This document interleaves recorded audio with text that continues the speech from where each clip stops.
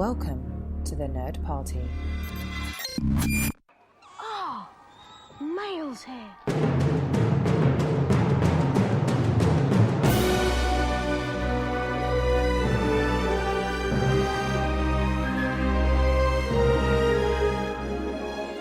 Your owl post for the week is freshly delivered, and I am just one of the hosts here, Matthew Rushing, and with me, as she is every single week, the sweatered Andrea Coffman. Hello.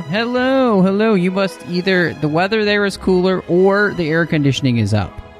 The air conditioning's up. I mean, I think it's getting a little cooler outside and the air conditioning's up, but I also have a weirdly striped shirt on today that on my work Ooh, a weirdly computer, striped shirt. It I don't know what it did. It you know when you take a picture of a screen and it has all those Sure. weird blurry lines? Yeah, Yep. my shirt was like that on web calls today. And it got to the point where it was kind of hurting my eyes and I didn't want to go change. You were so freaking out other people on the call, too. I know. I don't know. Maybe. That's But funny. I didn't want to go change, so I just put a sweater over it. Because I always have a sweater handy. Because it's weird, but Arizonans always know you have a sweater handy. Well, I mean, you got to turn the air conditioner down to 68, so...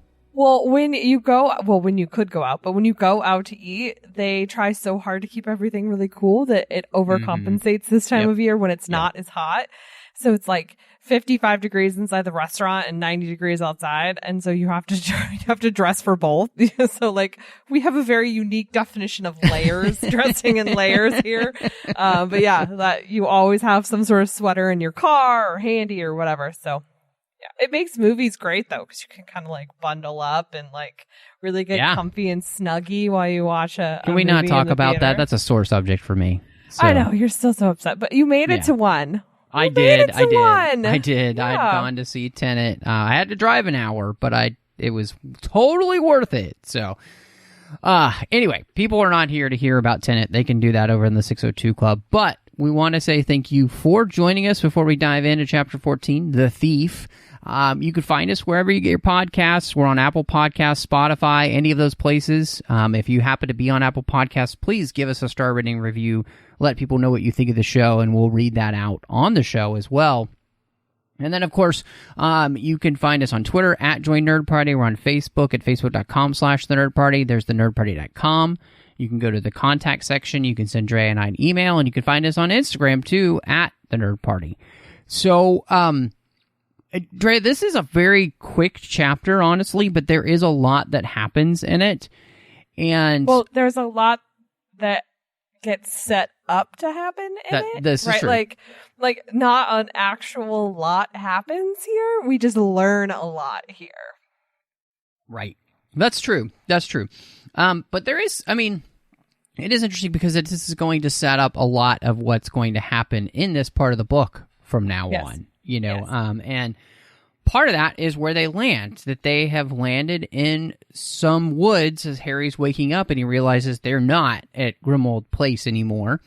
And he sees that Hermione and Ron are kind of off from him, and it turns out Ron has been splinched, and it's just this really horrible scene. He's bleeding, and Hermione's holding his head, and she's, once Harry's awake, she's like, Harry, grab the dittany that's in my bag. And this was one of the things that I thought was really interesting.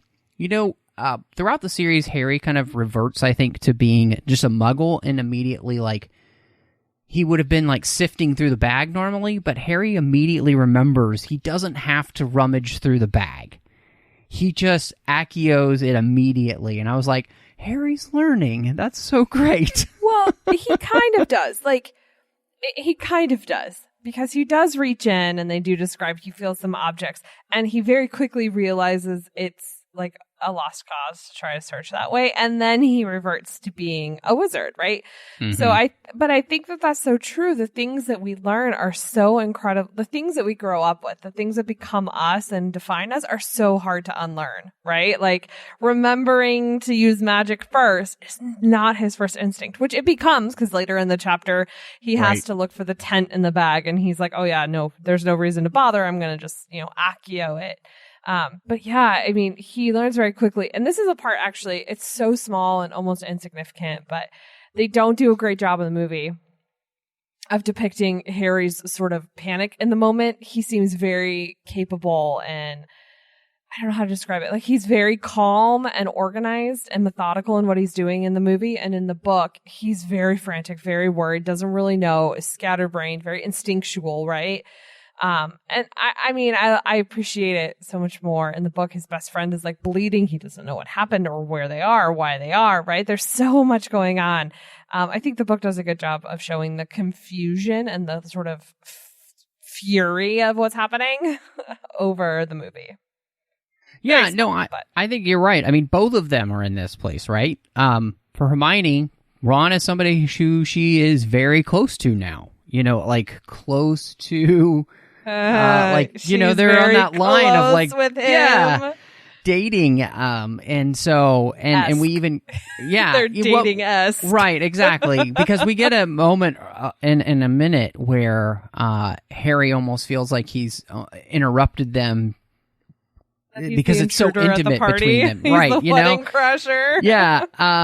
But I do. I love that. I love that this feels frantic. It feels awful, you know, because it is. You know, Ron is bleeding badly, and without this medicine, he is going to die. And so, luckily, the Dittany is able to save him and to help him. And Hermione even mentions there are probably other spells that she could do, but she's not a healer, basically. She's not good enough, and she doesn't want to make it worse. And so I appreciate that, you know, she's done all she can. And for Hermione to be able to be like, to not try something, it lets you realize just how much this is affecting her, you know, because this is Ron. Like, she's not even willing to take the chance because of how much Ron means to her and Harry, you know, like. And so I just, like, you really see, I think, like you said, this does such a better job than the movie, where you really are getting a picture of just how much this is impacting both of them in this moment. Well, it also really spells the fact of, like, they don't have other resources, right? Like, if she screws up, there's no one to help, there's no one to solve, there's nowhere to go. So she knows whatever she does can only happen within the confines of what they are, where they are, what they have. So on top of that, I think it also sorts to show a little of like the isolation that they're in, right? Yes. Like this is like sort of the desperate times that they're in. That good enough is going to have to be good enough. And she just describes the flinching. I do appreciate she calls out that the word is kind of funny, and that Harry always kind of thought it was funny, and then he saw it happen, and it's actually horrifying, and it's really not all that funny. Because I agree. I always kind of thought the word was a little funny. But it reminds me of like when you fold something in half and then you cut the half and it like comes apart as this bit. Yeah. I totally envision what splinching looks like. Her word was perfect. I can envision what happens when you get splinched. But yeah, it's not great. And, you know, I do love too that here Ron is like half Ron, half Cattermole during this whole thing. Yeah. So they're also having a hard time telling if he's like actually having blood loss or if he's just still half Cattermole, right? Like he's really pale and gray, but maybe that's because he's still half of this other person. So the whole thing just, you know, they get him, they like I say, they Accio something else out of the bag, and it turns out it's the tent from the Quidditch World Cup. And Harry recognizes it because of the cat smell, which is just horrifying. If anyone's ever smelled that's just not what you want. It is. No. It's just not what you want. And, you know, they kind of start to set up shop there, and they slowly ease Ron into the bed and kind of, you know, regroup from there. And we start to kind of put together the pieces of what's just happened. Yeah, because one of the things we get is Harry and Hermione talking about why they didn't go back to Grimmauld Place and why they aren't there. And Hermione tells the story of why she took them here. It's because Yaxley had grabbed onto her, and as they were apparating Grimmauld Place, she could not get rid of him. And they were inside the zone where he could see the door. And because they're secret keepers, after Dumbledore's death, that means that they could now enter Grimmauld Place. Yaxley would know, he would be able to see it. And so they could never go back there again. So there's really this sense of loss for them, that there was this place that they, even though, like, Harry even thinks about it in his head, he's like, yeah, it was dark and dingy, but, like, Kreacher was so much happier, and it kind of was feeling like home a little bit. And Hermione is apologizing to Harry, too, and Harry's like, no, this is my fault. And he takes out the eye that he stole from her door, Umbridge's door, and he's like, this is my fault. I couldn't leave this, and I'm pretty sure that when they saw that this was missing, that's why they were after us. And so, you know, it's one of those things, like, Harry did what he thought was right because he couldn't leave a piece of his friend there, but it cost them, you know, going back to Grimmauld Place. And so, yeah. So this whole scene really plays into a Dumbledore quote from several books ago, where he says that doing what's right isn't always, like, doing what's easy is not always what's right, right? So taking the eyeball out of the door and sort of preserving Mad-Eye Moody, and not, it's mutilating it, right? Like, sorry, small child, sorry, 6-year-old who reads this at night. I hope this does not haunt her dreams. But you know, like, this is a mutilation of this body. And so he did the right thing and wants to respect and honor, and knows that Mad-Eye would never want to be associated with Umbridge's door. And so he did the right thing, even though it wasn't easy, right? Both escaping and there was sacrifice associated with it. And I think that's the true meaning of that statement, right? That it was the right thing to do, and there is a moral justification there, but there's also a sacrifice that goes along with that, which is what makes it so difficult for people to always choose the right thing. Yeah, no, that's a very good point. And I think in many ways, you know, it reminds us that, you know, what is right is not usually easy. Right.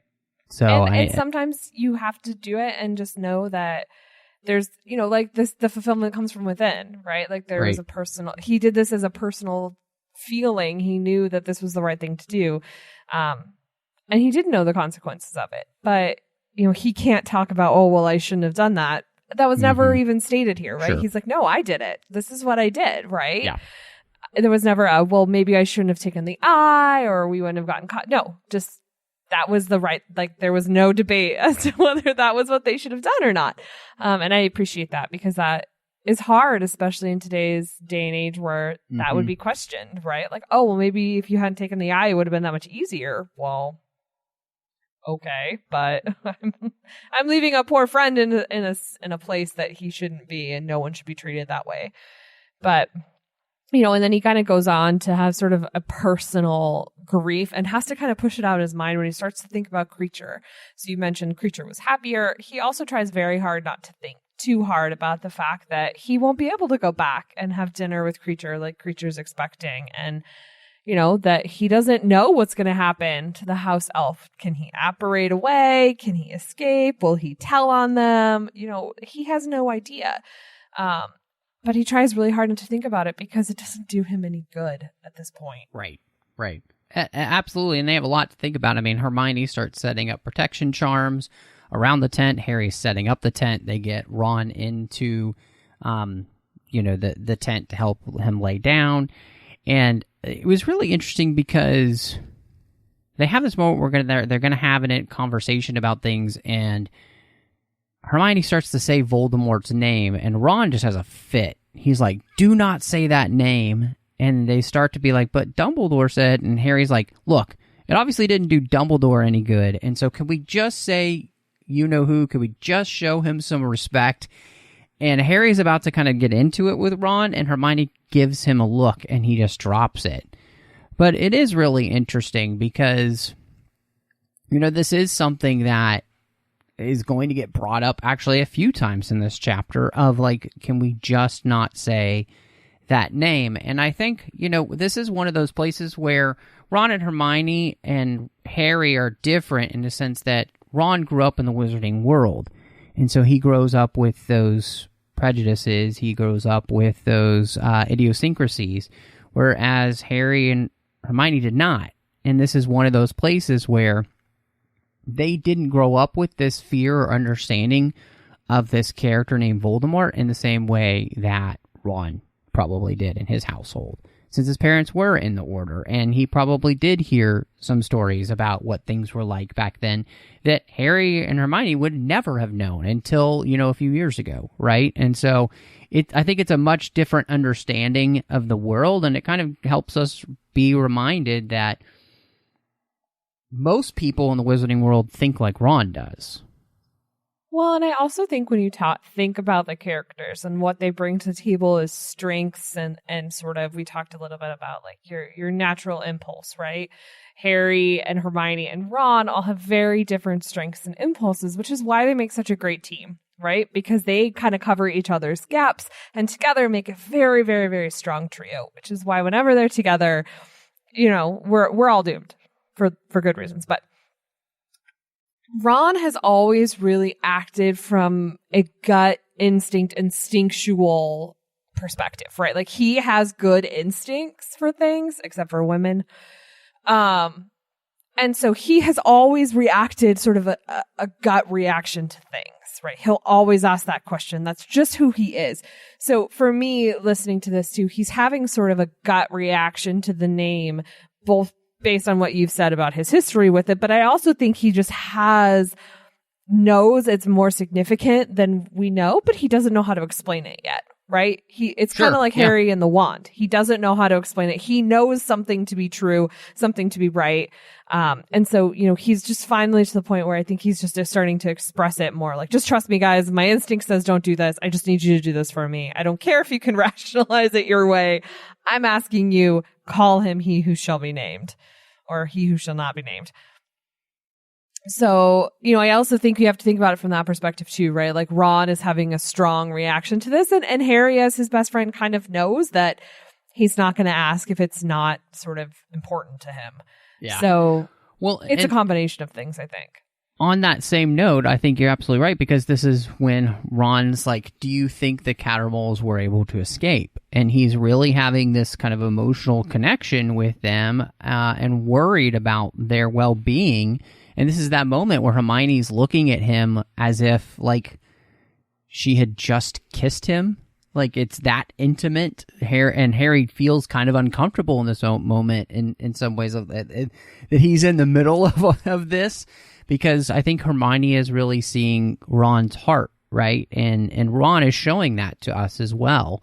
And that he really does care about other people. And it reminds you, too, of the same feeling that he must be feeling about his own family and the danger that they're in. And so I think Ron really, Ron kind of shines in this chapter in some ways. Even though he's also having a very difficult time because he's healing. And, they're all dealing with this Horcrux, which Hermione, pulls it out of her robes, and they realize this Horcrux is, one, they don't know how to destroy it, and two, the thing kind of seems to be alive, which is super creepy. And it's something that, as Harry's on guard duty, they don't have a lot of food, because that's the one thing Hermione forgot to do, was to pack any food. Well, it's not that she forgot to do it. It's that she didn't anticipate the need for it based on the circumstances. That was the one thing she did not anticipate.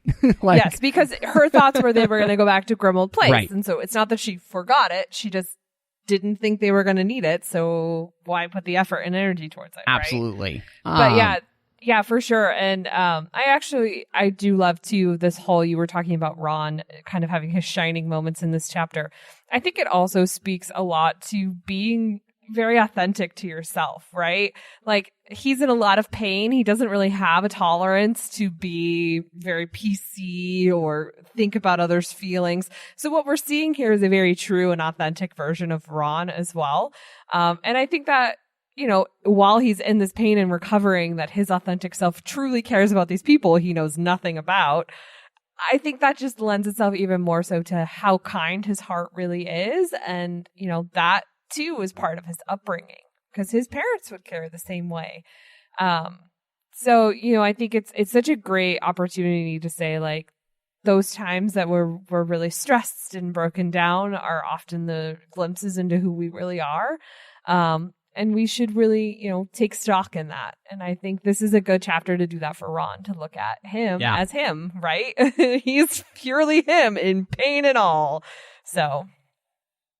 Well, and I think it is really interesting, too, because as Harry is sitting at guard duty, he has this locket against his neck that doesn't seem to even take any of his body heat. It still feels like icy cold against him, and he feels this kind of like almost like heartbeat in it. He's worried about the Horcruxes. He's worried about finding the rest of them. He's worried about destroying them.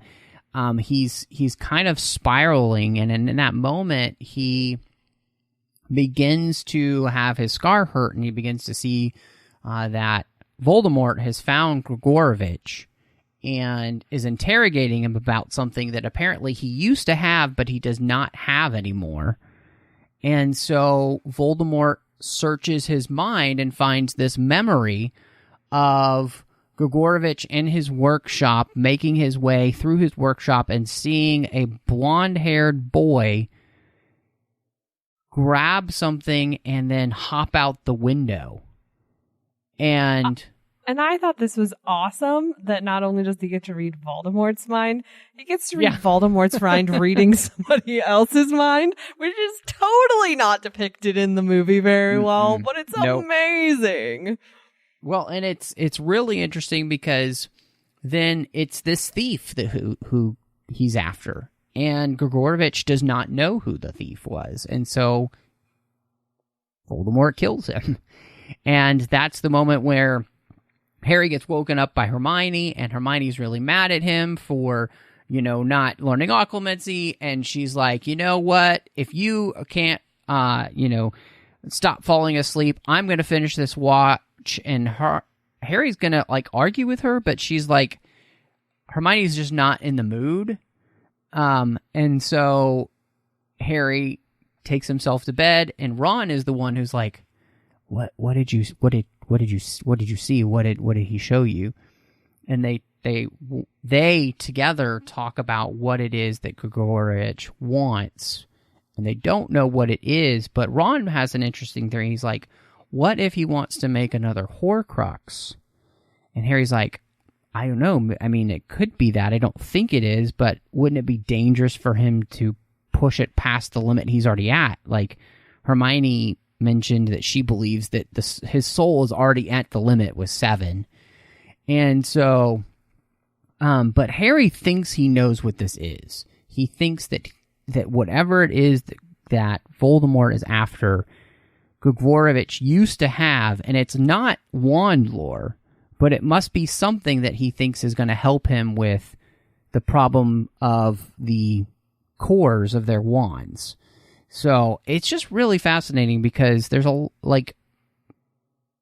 he also, and the most interesting thing is that Harry's like, I've seen that blonde-haired boy before. Where was it? And he can't remember. I hate that. I super hate that. It's the worst. And when you can't just look him up on IMDb, it's so frustrating. He just can't Wikipedia it or download the picture from his mind to his wizarding computer. There's so much here, and Ron really stepping. So first of all, I can totally relate to Hermione, and I'm just picturing her shooting him this mom look, this don't mess with me, do what I say, go to your room look. But the conversation between Ron and Harry, I think it's also a little bit of a trade-off, right? Like, Harry let go of the whole Voldemort versus he who shall not be named thing. And so I think this is Ron doing the same for him, right? Like, sure, he doesn't quite believe Harry yet. Like, he's sort of, just, I don't know. He's not on board with the theory yet, But he knows that Harry wants to talk it through, and that he knows him well enough to know he needs to verbally process in order for this to work for him, and that he's probably dying to say something at this point because there's sort of this pregnant pause between them. And so, I feel like it's just, again, such a kind thing to do. He's probably exhausted, could have easily just feigned being asleep. But instead, he kind of extends the arm and says, like, hey, man, you want to talk about it.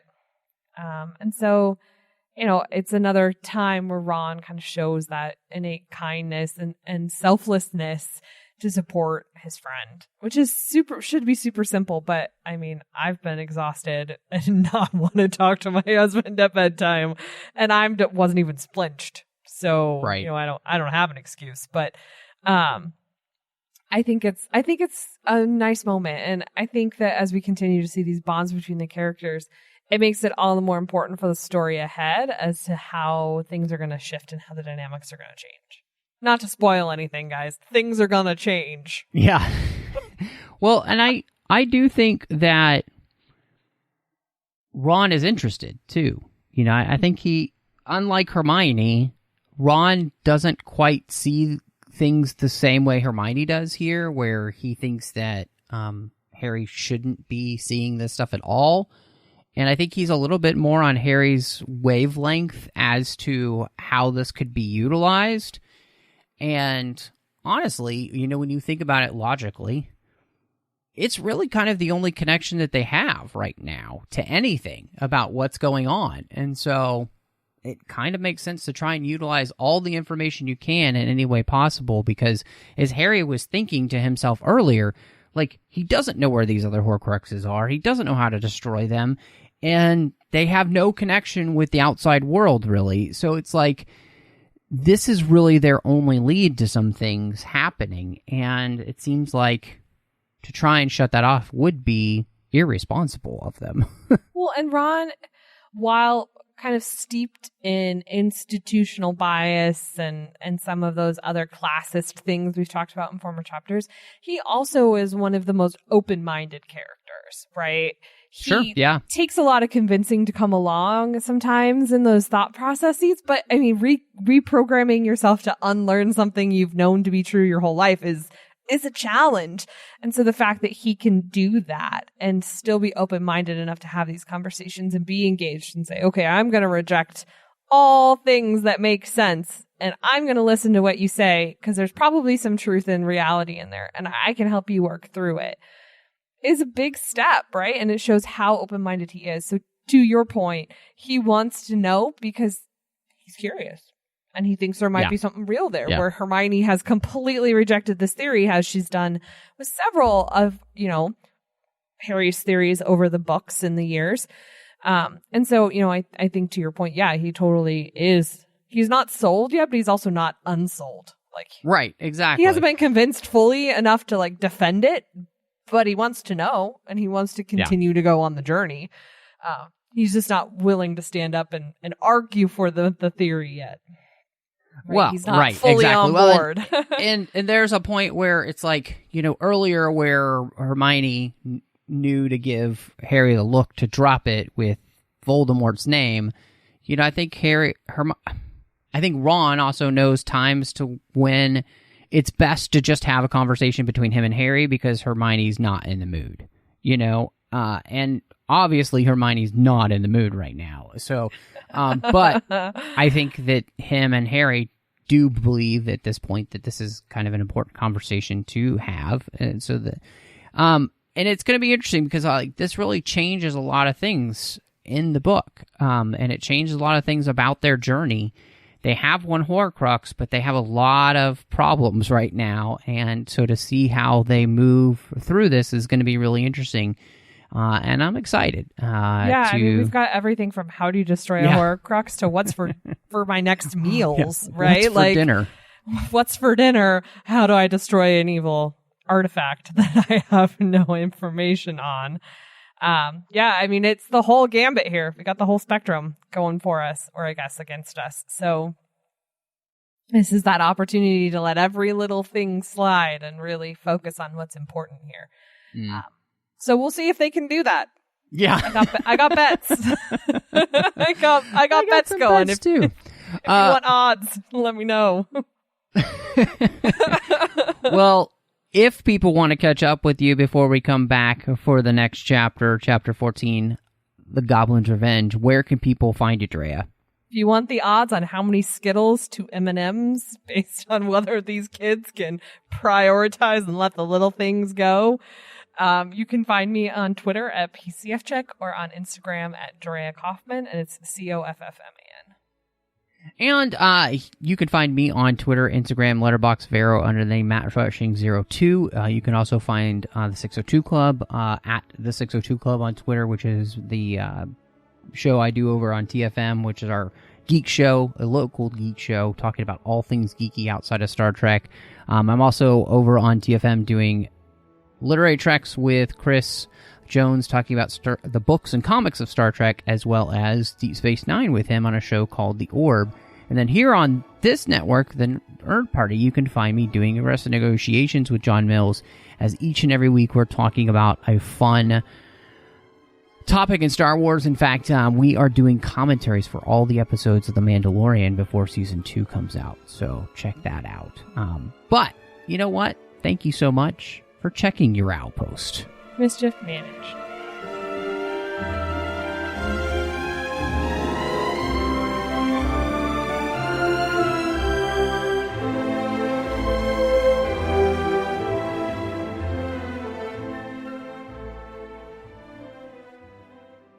Join the revolution. Join the Nerd Party.